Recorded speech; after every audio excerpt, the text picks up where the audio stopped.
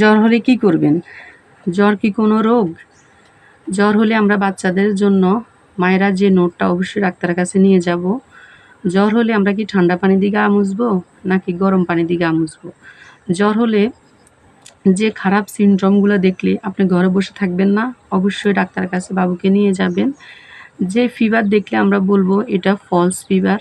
Doctor কতদিন পরে antibiotic দেয়। আজকের ভিডিওতে আমি আপনাদেরকে সব কিছু জানানোর চেষ্টা করব। আশা করি আজকের ভিডিওটা অনেক হেল্পফুল হতে চলেছে।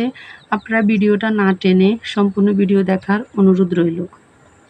যদি আমার ভিডিওটা একটু হেল্পফুল হয় বা আপনারা একটু উপকৃত হন তাহলে প্লিজ চ্যানেলটি সাবস্ক্রাইব করেন। হ্যালো এভরিওয়ান, আসসালামু আলাইকুম। শিরিন ওয়ার্ল্ডে আপনাদের সবাইকে স্বাগতম। আশা করি সবাই ভালো আছেন, আল্লাহর রহমতে আমিও ভালো আছি। জ্বর কি? জ্বর হয় না পৃথিবীতে এমন মানুষ পাওয়া খুবই কঠিন এবং জ্বর বিভিন্ন ঋতু পরিবর্তন হওয়ার সাথে সাথে এ জ্বরে মানুষ আক্রান্ত হয়।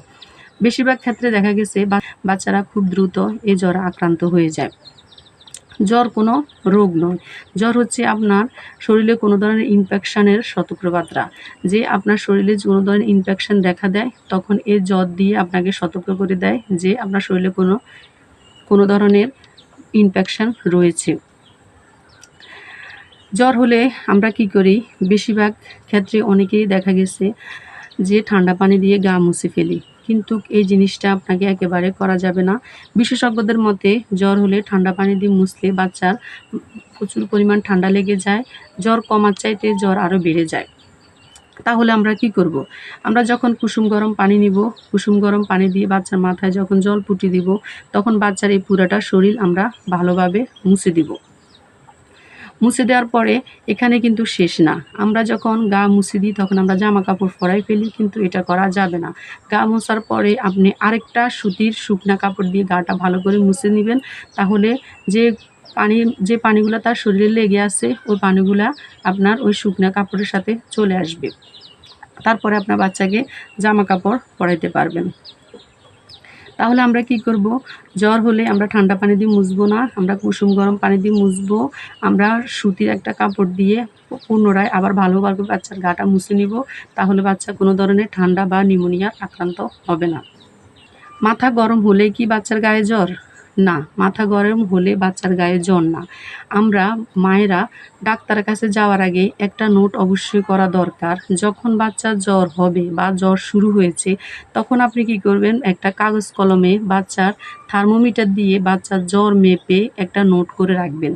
প্রতি ৬ ঘন্টা পর পর আপনি এই জ্বরটা নোট করে রাখবেন। তাহলে আপনি যখন ডাক্তারের কাছে যাবেন, ডাক্তারের কাছে যাওয়ার আগ পর্যন্ত আপনি এই নোটটা করে রাখবেন।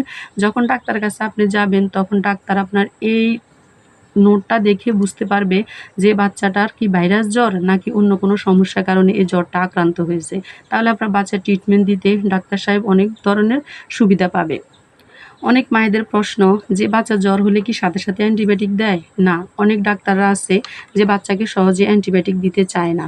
অন্তত ৩ দিন পরে বাচ্চাকে অ্যান্টিবায়োটিক ডাক্তাররা সাজেস্ট করে যে এই ৩ দিনের ভিত্তি। অনেক বাচ্চাদের ক্ষেত্রে দেখা গেছে জ্বর হলে যখন নাপা তার বয়স অনুযায়ী ওজন অনুযায়ী খাওয়ানো শুরু করে ৩ দিনের ভিতরে তার জ্বরটা এমনি ভালো হয়ে যায়। সেজন্য ডাক্তার সাহেবরা ৩ দিন পর্যন্ত অপেক্ষা করার পরে তারা বাচ্চাকে অ্যান্টিবায়োটিক সাজেস্ট করে।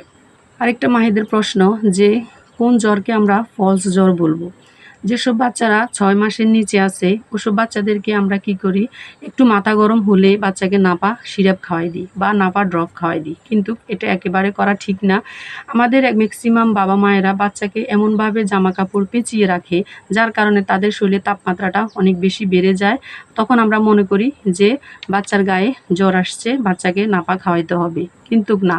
আপনি কি করবেন? যখন দেখবেন বাচ্চার গাটা অনেক বেশি গরম, আপনি ঘরের দরজা জানালা খুলে বাচ্চার জামা কাপড়টা একটু হালকা করে দিয়ে দেখবেন তার শরীরে টেম্পারেচারটা ঠিকমতো হচ্ছে কি না। যদি দেখবেন যে তার শরীরে টেম্পারেচারটা ঠিকমতো চলে আসছে তাহলে আপনি অবশ্যই নাপা খাওয়াবেন না। এটাকে আপনি ফলস ফিভার হিসেবে মেনে নিতে হবে। খুবই গুরুত্বপূর্ণ একটা কথা, সেটা হচ্ছে আপনার যখন বাচ্চার জ্বর হবে তখন মায়েরা আজকে আমার এই ভিডিওটা দেখলে আপনারা এই সিমটমগুলো যদি দেখেন তখন অবশ্যই আপনি ঘরে বসে থাকবেন না। জ্বরের সাথে যদি আপনার বাবুর এই সমস্যাগুলো দেখা দেয় আপনি অবশ্যই ডাক্তারের পরামর্শ নেবেন। জ্বরের সাথে যদি আপনার বাচ্চার তীব্র বমি হয়, জ্বরের সাথে যদি আপনার বাচ্চার পাতলা পায়খানা হয়, জ্বরের সাথে যদি আপনার বাচ্চার নিউমোনিয়ার লক্ষণ দেখা দেয়, জ্বরের সাথে যদি আপনার বাচ্চার প্রচুর পরিমাণ খিঁচুনি হয়, বাচ্চার অ্যাক্টিভিটিস কমে যায়, বাচ্চার চেহারা প্যাকাশে হয়ে যায়, বাচ্চা ঘুম ভাব, গুনগুন করে শব্দ করে, বাচ্চার সাপোজিটরি বা আপনার নাপা সিরাপ খাওয়ানোর পরও বাচ্চার টেম্পারেচার নামতেছে না, তাহলে আমি আপনাদেরকে এটাই বলবো যে আপনারা ঘরে বসে থাকবেন না, বাচ্চাকে নিয়ে অবশ্যই ডাক্তারের কাছে দ্রুত হাসপাতালে চলে যাবেন। কারণ আমরা মায়েরা যদি এই ছোট ছোট সিমটমগুলো দেখে যদি সতর্ক হই, তাহলে আমাদের বাচ্চা অনেক বড় বিপদ থেকে রক্ষা পায়। আজকের মতো আমি এখানে ভিডিও শেষ করলাম। আমার ভিডিওটা যদি একটু উপকৃত হন, প্লিজ চ্যানেলটি সাবস্ক্রাইব করেন। পরবর্তীতে কোনো নতুন ভিডিও নিয়ে আবার হাজির হব। আল্লাহ হাফেজ।